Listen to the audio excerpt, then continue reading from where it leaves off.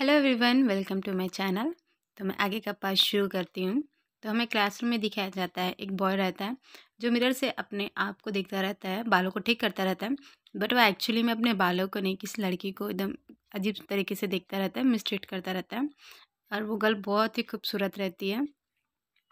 तभी एक हाथ उसके मिरर को नीचे टेबल पर रखता हुआ है, और वो कोई और नहीं, युवान रहता है। और वो उस लड़के को घूरते हुए बोलता है कि मुझे तुम जैसे लोग बिल्कुल पसंद नहीं है जो मेरी गर्लफ्रेंड को ऐसा ट्रीट करते हैं। नेक्स्ट टाइम तुम ऐसे हरकत करने की कभी सोचना भी मत। और वो उसके मिरर को नीचे ज़मीन पे पटक देता है, और उस बेचारे का तो मुंह देखने लायक रहता है। तभी उसकी गर्लफ्रेंड का नाम रहता है शियाफू। वो युवान के पास जाके बोलती है कि तुम कहाँ चले गए थे, मैं तुम्हारा पता है कितनी देर से वेट कर रही थी। तो दूसरे साइड जो रहता है फैंग जाओ, उसका दोस्त है, वो बोलता है कि ये बास्केटबॉल प्ले देखने गया था। और उसकी गर्लफ्रेंड उसके थाई में आके बैठ जाती है, जहाँ पर समय युवान बहुत गुस्से में बोलता है कि यहाँ से उठो। उसकी गर्लफ्रेंड बोलती है कि नहीं, मुझे एक्चुअली कोई और सीट मिल नहीं रही है, तो मैं तुम्हारे पास ही बैठूंगी।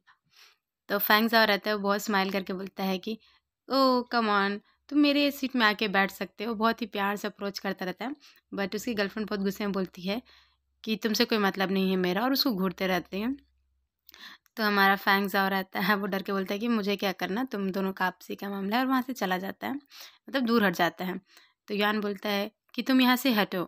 तो उसकी जो गर्लफ्रेंड रहती है बहुत गुस्सा हो जाती है, और उसके क्लासरूम से बाहर निकल के अपने क्लास में चले जाते हैं। तो फैंग जाओ बोलता है युवान से कि पता है, मुझे लगा तुम उसके पीछे जाओगे उसे मनाने के लिए। तो युवान बोलता है कि नहीं, मुझे कोई इंटरेस्ट नहीं है। और फैंग जाओ अपने मन में सोचता रहता है कि इसको डर नहीं है क्या कि इसकी गर्लफ्रेंड कभी इसको एक दिन छोड़ के चले जाएगी। बट युवान तो कई और ख्यालों में खोया रहता है, और वो सोचता रहता है कि क्या वुमन के लिए भी उतने ही सॉफ्ट एंड प्रेग्नेंट होंगे जैसे कि युवान का था। मतलब युहान कैसे किस कर सकता है किसी को, और वो अपने ही ख्यालों की दुनिया में खोया रहता है। और बोलता रहता है कि क्या वो इसलिए उसको पसंद करता है क्योंकि उसकी बॉडी बहुत अच्छी है, उसके चेस्ट बहुत अच्छे हैं, उसका फिगर बहुत अच्छा है। और उसको जो बास्केटबॉल प्लेग्राउंड्स में देखा रहता है ना, बहुत स्वेटी रहता है। और वो बोलते रहते हैं कि यार वो कितना गंदा है, अपने शर्ट से ही अपनी बॉडी को साफ कर रहा था। और मुझे समझ नहीं आता कि ऐसे डर्टी इंसान को कोई कैसे किस कर सकता है। और वो ये सब सोचते सोचते बहुत ब्लश करता रहता है, उसका पूरा फेस लाल हो जाया रहता है। और बोलता है कि नहीं, अब मुझे बिल्कुल कुछ नहीं सोचना है, बहुत हो गया बहुत हो गया। और वो टेबल पे अपना सर रख देता है।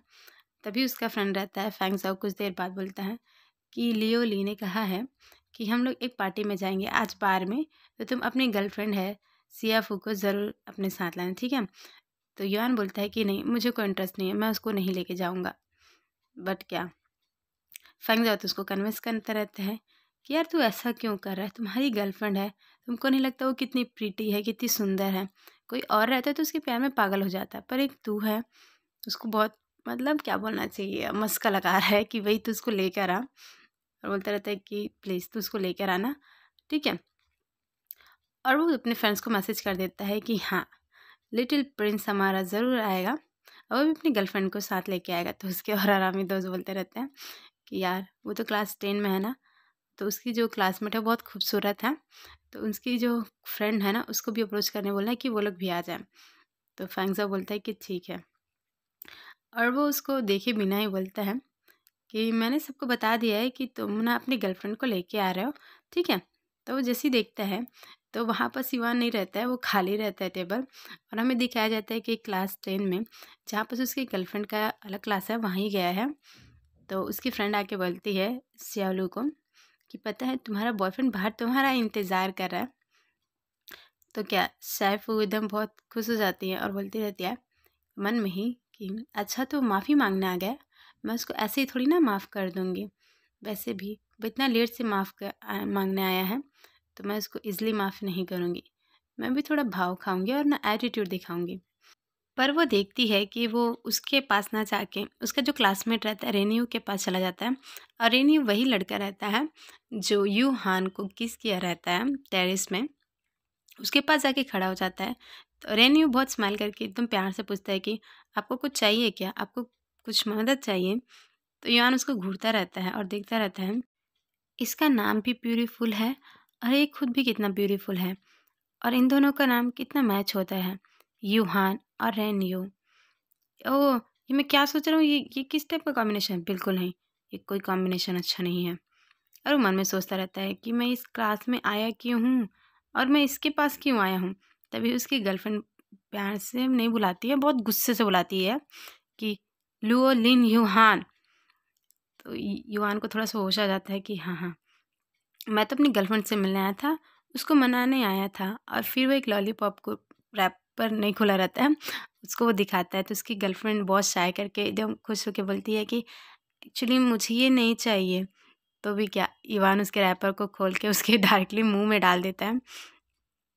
और तभी उसके शोल्डर पे कोई हाथ रखता है, और वो कोई और नहीं, हान रहता है। और हान बहुत, मतलब उसको बोलता है कि आप थोड़ा साइड हट जाओ, मुझे अंदर क्लासरूम में जाना है। तो वो बहुत स्वेटी हो जा रहता है, तो बस उसको देखता ही रहता है। और फिर से उसके गाल एकदम लाल टमाटर जैसे हो जाते हैं, यानी कि वो ब्लश करता रहता है। और फिर वो मन में सोचता रहता है कि इसका फेस एकदम कठोर है, एकदम ज़्यादा हार्ड है, पर इसकी वॉइस उतनी ही जेंटल है। ये ऐसे बात करने के लिए क्या किया होगा? मतलब इतना अच्छा वॉइस है उसका। ऐसा करके वो बहुत ब्लश करता रहता है। फिर हमें शॉप दिखाया जाता है स्वीट पोटैटो का, और वहाँ पास रहता है फैंग ज़ाओ और युआन। और जहाँ पास फैंग ज़ाओ बोलता रहता है कि युआन, कि तुमने ये स्टूडेंट वाले ड्रेस क्यों पहना है? और उसके पास 2 बॉल रहता है, जिसमें से एक बॉल को फैंग ज़ाओ उठा के खाने वाला रहता है और कहता है कि तुम्हें कैसे पता चला कि मुझे स्वीट पोटैटो ही खाने थे और तुमने मेरे लिए ऑर्डर कर दिया। वो बहुत खुश होता रहता है। तभी युवान उसके हाथ से वो बॉल छीन लेता है और कहता है कि ये ऑर्डर तुम्हारे लिए नहीं है, ये शिया के लिए है, मतलब उसकी गर्लफ्रेंड के लिए है। और वो बोलता है कि तुम अपने लिए खुद से ऑर्डर करो। तो क्या, फैंग भी बहुत गुस्सा हो जाता है, बोलता है कि ओल्ड मैन, मेरे लिए भी एक स्वीट पोटैटो ऑर्डर कर लो। और वो गुस्से में बाहर निकल जाता है। और तभी वो एक दूसरा बॉल रहता है, उसको साइड कर देता है, क्योंकि उसकी गर्लफ्रेंड आ जा रहती है, पुश कर देती है उसके सामने। तो उसकी गर्लफ्रेंड बहुत खुश हो जाती है और बोलती है कि तुम्हें कैसे पता चला कि मैं यहाँ आ गई हूँ? तो युवान कहता है कि तुम्हारे परफ्यूम से। तो उसकी गर्लफ्रेंड बहुत मतलब थोड़ा ऑकवर्ड भी हो जाता है, फिर भी पूछती है क्या, क्या ये कुछ ज़्यादा ही स्मेल कर रहा है?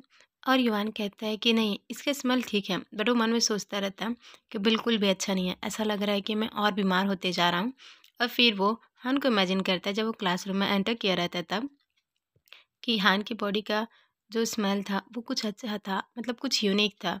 जबकि उसकी बॉडी से बहुत सारा स्वेट हो चुका था, फिर इसके बावजूद भी उसके बॉडी में स्वेटिंग की स्मेल नहीं थी, बहुत ही अच्छी खुशबू आ रही थी। तभी उसकी गर्लफ्रेंड खुश होके उसको दूसरी बाइट खिलाना चाह रही थी। तो वो उसको खिलाती रहती है, बट हमारा युवान बोलता है कि नहीं, मुझे नहीं चाहिए। और वो एकदम रूडली वे में उसकी गर्लफ्रेंड से, मतलब उसे प्यार से बात नहीं करता है ना, तो रूडली वे में बोलता है कि चलो हमें जाना है, लीजिए, हमारा इंतज़ार कर रहा है, बाकी लोग भी हमारा इंतज़ार कर रहे होंगे बाहर पे। और फिर वो लोग एक टैक्सी में बैठ जाते हैं, जहाँ पर उसका ड्राइवर बोलता है कि तुम लोग स्टूडेंट हो? तो फैंग कहता है कि आपको कैसे पता चला कि हम लोग स्टूडेंट हैं? तो ड्राइवर कहता है कि एक्चुअली क्या है ना, कि मैं तुम लोग को बता दूँ, वहाँ पास एक और बार है ब्लू नोट, जहाँ पास का ना ऑलमोस्ट सभी यंग लड़के जो रहते हैं, नौजवान लड़के, वो लोग जाते हैं और एक दूसरे को किस करते हैं, हग करते रहते हैं। तो क्योंकि मैं इसलिए बोल रहा हूँ क्योंकि तुम्हारे साथ एक लड़की है ना, तो मैं नहीं चाहता कि तुम उस एरिया पे जाओ, और वो बहुत ही डेंजरस एरिया है। तो मैं सजेस्ट करूँगा कि तुम लोग उधर ना जाओ। जहाँ युवान कार से उतर के अपनी दुनिया में खोया रहता है, और वो सोचता रहता है कि हान यदि रहता तो वो इस बार में ज़रूर आना पसंद करता, क्योंकि उसको लड़कों में इंटरेस्ट है। क्योंकि मुझे पता है उसके जो स्कूल में है वह उससे तो इनफ नहीं होगा, वो यहाँ आने की ज़रूर कोशिश करेगा। तभी वो देखता है कि उसके जस्ट आगे से हान क्रॉस किया, और वो बस उसका सोचता रहता है मन में कि क्या, ये तो यू हान है, वो यहाँ क्या कर रहा है? क्या वो सच में उस ब्लू नोट वाले बार में जाएगा? क्या वो सच में चला जाएगा? और वो उसको फॉलो करने वाला रहता है। तभी उसकी गर्लफ्रेंड आके बोलती है कि तुम ये कहाँ जा रहे हो? हमारा ग्रुप वहाँ अंदर वेट कर रहा है, क्योंकि जस्ट उसके दूसरे दूसरे साइड एक और बार रहता है, उनको वहीं जाना रहता है। युवान सोचता है कि ये कितना डिस्गस्टिंग है हान, मतलब उसको सेटिस्फेक्शन नहीं मिला तो वो बार में भी आ गया, और वो खुद ही बहुत गुस्सा करता रहता है उसको देख के। तो आज का पार्ट मैं यही ख़त्म कर रही हूँ। अब उम्मीद करती हूँ कि आपको ये वीडियो बहुत अच्छी लगी होगी।